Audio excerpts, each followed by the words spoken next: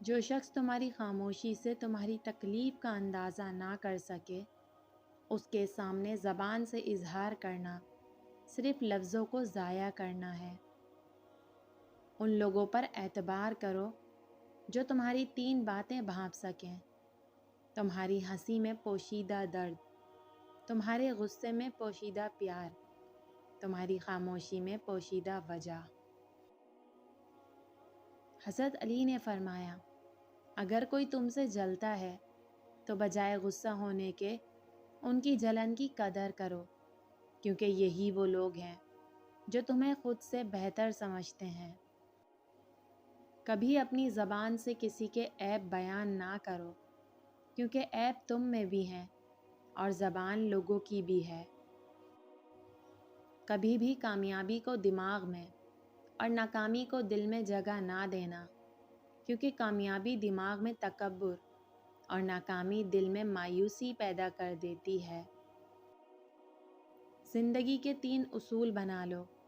اس سے ضرور معافی مانگو جسے تم چاہتے ہو، اسے کبھی مت چھوڑو جو تمہیں چاہتا ہے، اس سے کبھی کچھ نہ چھپاؤ جو تم پر اعتبار کرتا ہے۔ اگر کوئی شخص اپنی بھوک مٹانے کے لیے روٹی چوری کرے تو چور کے ہاتھ کاٹنے کے بجائے بادشاہ کے ہاتھ کاٹے جائیں۔ تمہارا بدترین دوست وہ ہے جو تمہیں غلط بات پر راضی کرے۔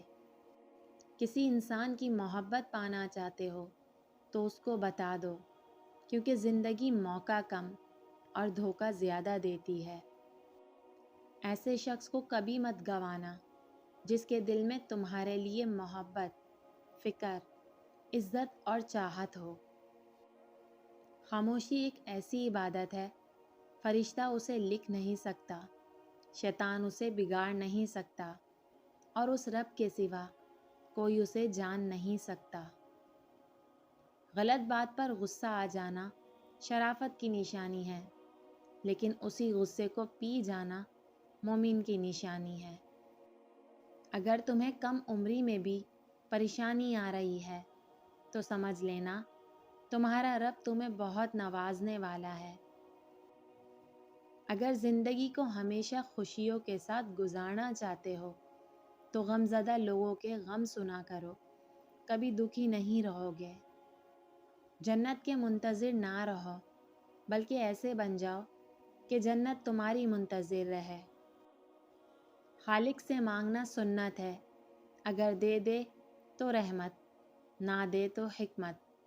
مخلوق سے مانگنا ذلت ہے، اگر دے دے تو احسان، نہ دے تو شرمندگی۔